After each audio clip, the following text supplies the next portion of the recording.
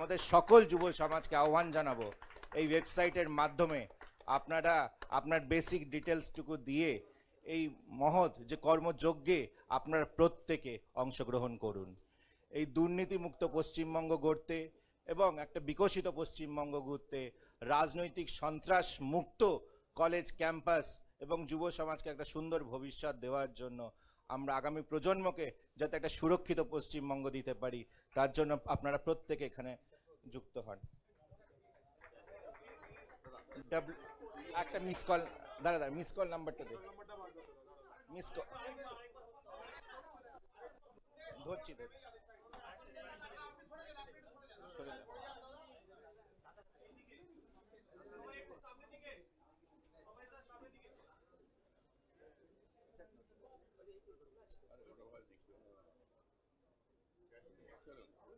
Miss call নাম্বারটা দিন।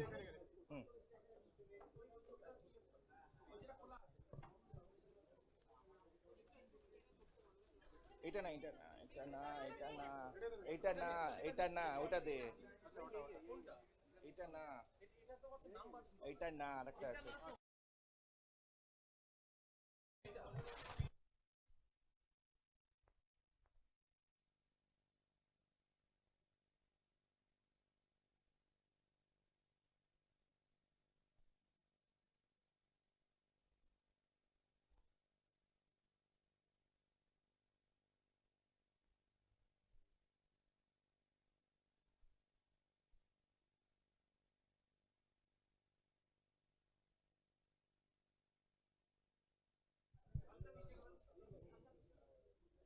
Seven 7015900900 7015900900 এই নম্বরে একটা আপনারা মিস কল দেবেন এবং সঙ্গে সঙ্গে আপনার কাছে মেসেজ আসবে www.namoyuvawarriors.com এ আপনার ডাইরেক্টলি রেজিস্ট্রেশনের জন্য। এই মিস কল ক্যাম্পেনের মাধ্যমে এবং এইখানে সরাসরি আপনারা নমো ইউভা ওয়ারিয়ার্সের একজন যুব সৈনিক হিসাবে বিকশিত ভারত গড়তে, বিকশিত পশ্চিমবঙ্গ গড়তে আপনাদের প্রত্যেককে আহ্বান জানাচ্ছি। ধন্যবাদ। আর টি শার্টগুলো We are Namo Warriors. We are Namo Warriors. Namo Warriors. Namo Warriors. Namo Warriors. Namo Warriors. Namo Warriors. Namo Warriors. Namo Warriors. Jai. Jai.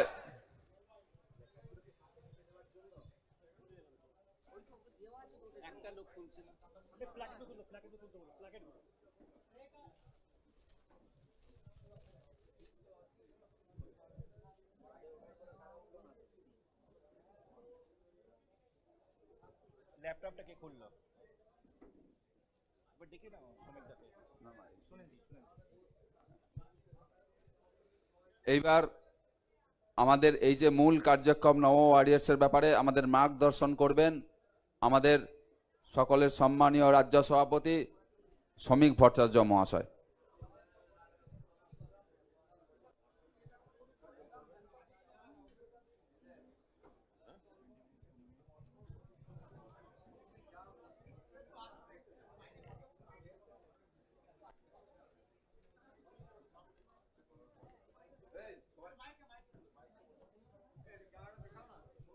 আমি আমাদের সাংবাদিক বন্ধু এবং প্রত্যেক চিত্রগ্রাহক তথা যুব ভাইদেরকে বলছি একটু আপনারা আগ্রহ করে ভাষণটা শুনবেন।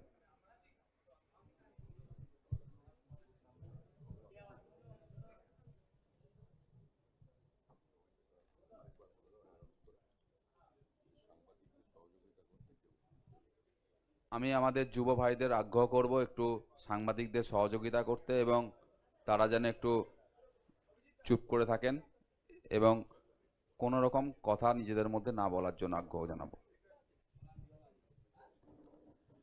আজকের সভার প্রিয় সভাপতি ডক্টর ইন্দ্রনীল খান, মঞ্চে উপস্থিত শ্রদ্ধেয় শ্রী সুনীল বনসল, ভাই শক্তি সিং,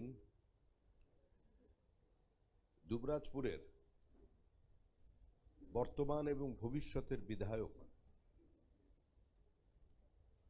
শ্রী অনুপ সাহা, এখানে উপস্থিত আমার সমস্ত নমো ওয়ারিয়ার্সের ভাই বন্ধু বোনেরা, একটা নির্দিষ্ট রাজনৈতিক প্রেক্ষাপটে আজকে আপনারা এগিয়ে এসেছেন পশ্চিমবঙ্গকে শৃঙ্খল মুক্ত করতে। একটা সময় ছিল স্বাধীনতা আন্দোলনের সময় ভিন্ন ভিন্ন মতাদর্শের মানুষ ছিলেন। কেউ সমাজতন্ত্রে বিশ্বাস করতেন, কেউ উগ্র জাতীয়তাবাদে বিশ্বাস করতেন, কেউ সশস্ত্র বিপ্লবের পথকে বেছে নিয়েছিলেন, আবার কেউ বা সম্পূর্ণ অহিংস পদ্ধতিতে প্রতিবাদ প্রতিরোধের মধ্যে দিয়ে ব্রিটিশ শাসনের অবসান চেয়েছিলেন। কিন্তু লক্ষ্য ছিল একটাই, ভারতবর্ষকে মুক্ত করা, ভারতবর্ষকে অর্থনৈতিক এবং সামাজিক দাসত্ব থেকে এক চিরতরে মুক্ত করে নতুন ভারতবর্ষ তৈরি করার। আমাদের অতীতের কংগ্রেসের নেতারা মানুষের সামনে দাঁড়িয়ে গ্যারিবল্ডির কথা বলতেন, মাৎসিনির কথা বলতেন, কেউ ফ্রেঞ্চ রেভলিউশন, কাউন্টার রেভলিউশনের তত্ত্ব সামনে নিয়ে আসতেন, কেউ বা বলসেভিক রেভলিউশনের সেই বিপ্লবের দিনগুলোর কথা বলে মানুষকে বোঝাতে চাইতেন যে ওখানে যদি পরিবর্তন সম্ভব হয়ে থাকে ভারতবর্ষ ব্রিটিশকে সরিয়ে দেওয়া সম্ভব। কেউ বারবার বক্তৃতায় বাস্তিলের দুর্গের উদাহরণ দিয়ে বলতেন যে জনরোষ যদি খালি হাতে বাস্তিলের দুর্গ ভেঙে দিতে পারে, যদি জারেদের শাসনের অবসান হতে পারে, তাহলে ভারতবর্ষ থেকে ব্রিটিশ চলে যাবে। কিন্তু স্বাধীন ভারত কোন পথে যাবে, স্বাধীন ভারতবর্ষের রূপরেখা কি হবে, আমাদের সে সম্পর্কে কোনো স্বচ্ছ ধারণা ছিল না। লক্ষ্য ছিল একটাই, যে কোনো মূল্যে ব্রিটিশকে ভারতবর্ষ থেকে উৎখাত করতে হবে। এমনকি এই লড়াই করতে করতে আমরা ভুলে গেলাম যে আমাদের পরাধীনতাটা 190 বছরের নয়, আমাদের পরাধীনতা প্রায় 1000 বছরের পরাধীনতা। আমরা এখানে জিজিয়ার কর দিয়েছি, আমরা এখানে দ্বিতীয় শ্রেণীর মানুষ হিসেবে বেঁচে থেকেছি। আমাদের সামাজিক বহুত্ববাদকে ধ্বংস করে, আমাদের পৌত্তলিকতায় বিশ্বাসকে ধ্বংস করে আরেকটা শক্তি ভারতবর্ষের সমস্ত সাংস্কৃতিক বিরাসতকে সম্পূর্ণ চূর্ণ বিচূর্ণ করে ভারতবর্ষে একটা ভিন্ন মাত্রিক শাসন তৈরি করেছে, আমাদের ইতিহাসকে বিকৃত করেছে। আমাদের বোঝানো হয়েছিল ভারতবর্ষ কোনোদিন সভ্য নয়, সভ্য ছিল না, এখানে জ্ঞান বিজ্ঞানের প্রসার কোনোদিন ছিল না। আর্যরা বিদেশ থেকে এসে ওই খাইবার বোনালের পাশ দিয়ে ঢুকে আমাদের মতো অনার্যদের আমাদের শিক্ষা দিয়েছিল, ভারতীয় সভ্যতা গড়ে উঠেছিল। আমরা যুগ যুগ ধরে ইতিহাস বইতে পড়ে গেলাম আর্যদের ভারত আক্রমণ তত্ত্ব, যে একমাত্র সংগঠন, যে একমাত্র বিচার পরিবার দাঁড়িয়ে প্রায় 100 বছর ধরে মানুষের সামনে দাঁড়িয়ে বলেছে Aryan invasion theory is a myth. আজকে রাখিগড়ি এক্সকাভেশনের পরে সেটা প্রমাণ হয়েছে যে আজকে সেখানে 8000 বছরের পুরনো সভ্যতারও নিদর্শন পাওয়া যাচ্ছে। আজকে সারা পৃথিবীর মানুষ ভারতীয় সভ্যতাকে স্বীকার করে নিয়েছে। অ্যালবার্ট এবং ক্রেমো নামক দুজন বিজ্ঞানী একটি বই লিখেছেন, ফরমিডেবল আর্কিওলজি। তাতে যারা দেখাচ্ছেন ভারতীয় সভ্যতা 18,000 বছরের পুরনো সভ্যতা, এবং সেটা তারা প্রমাণ করছে। সারা পৃথিবী বদলাচ্ছে, ভারতবর্ষ সম্পর্কে মানুষের দৃষ্টি বদলাচ্ছে। যে মানুষটিকে একদিন আমেরিকা তার ভিসা বন্ধ করে দিয়েছিল, আজকে তারা তাদের পায়ের নিচে লাল কার্পেট বিছোতে বাধ্য হয়ে গেছে। আজকে যে ভারতবর্ষ ছিল কার্যত অপ্রাসঙ্গিক শক্তি, আমাদের সেনাবাহিনীর মাথা কেটে ভারতবর্ষের সীমানার মধ্যে ফেলে রাখা হতো, আর আমরা আন্তর্জাতিক আঙিনায় গিয়ে আমরা লিখিতভাবে কমপ্লেন করতাম যে আমরা আক্রান্ত, আমরা রক্তাক্ত, আমরা ক্ষতবিক্ষত, আমরা সীমাপার সন্ত্রাসবাদের শিকার। কিন্তু যিনি ভারতবর্ষের রাজনীতির ন্যারেটিভ বদল করে দিয়েছেন তিনি নরেন্দ্র মোদী। নরেন্দ্র মোদী শুধু কোনো ব্যক্তি নন, কোনো নেতা নন, শুধু তিনি কোনো প্রধানমন্ত্রী নন।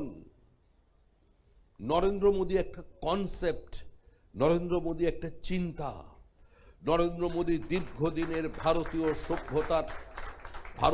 সভ্যতার যে অবদমিত ইতিহাস, তার সেই প্রতিধ্বনি হয়ে আজকে পৃথিবীর সামনে দাঁড়িয়ে পড়েছেন। সারা পৃথিবী অবাক বিশ্বাসে তাকিয়ে দেখছে। 140 কোটির দেশ, বেশভূষার মধ্যে এত পার্থক্য আছে। আসমুদ্র হিমাচল, 6টা জাতীয় দলের পরে কয়েক হাজার রাজনৈতিক দল আছে, বিভিন্ন রিজিওনাল অ্যাসপিরেশন আছে, বিভিন্ন প্রদেশে একটা কাস্টিস ফিলিং আছে, সোশ্যাল রিয়ালিটি সেটাকে অস্বীকার না করেও একটা দেশ বিনা রক্তক্ষয়ে 5 বছরের মধ্যে একটা সরকারের পরিবর্তন করে দিতে পারে। সারা ভারতবর্ষে নির্বাচন হয়, সাম্প্রতিক দিল্লি নির্বাচন, সমস্ত সাইফোলজিস্টরা বলেছিলেন বিজেপির আসন 25 পেরোবে না। অভূতপূর্ব সাফল্য পেয়েছে আজকে সেখানে আমাদের দল। হরিয়ানা, সারা ভারতবর্ষের সমস্ত সাইফোলজিস্ট, সমস্ত সংবাদ মাধ্যম আজকে মানুষের সামনে যে চিত্র ধরে তুলেছিল, আজকে হরিয়ানার মানুষ সেটাকেই বিধ্বস্ত করে সেখানেও সেই ডাবল ইঞ্জিন সরকার নরেন্দ্র মোদীর সরকারের প্রতি তাদের আস্থা রেখেছে। 2011 সালের আগে যারা সিপিএম এর ব্রিগেড দেখেছিলেন তারা কেউ বিশ্বাস করতে পারেননি যেখানে সিপিএম হারতে পারে।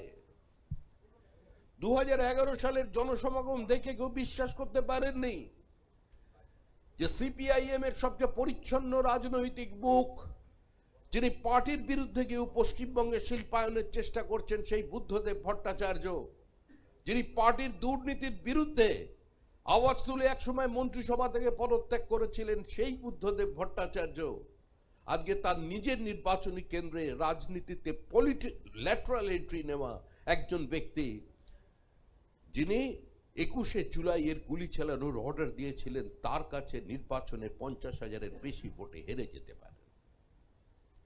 মমতা বন্দ্যোপাধ্যায় স্বপ্ন দেখাতে পেরেছিলেন যে তৃণমূল হারাবে, সিপিএম হারতে চলেছে, সিপিএম কে কেউ বাঁচাতে পারবে না, CPM can be defeated and they are certainly to be defeated and they are going to be defeated, এই বিশ্বাস যিনি মানুষকে দিতে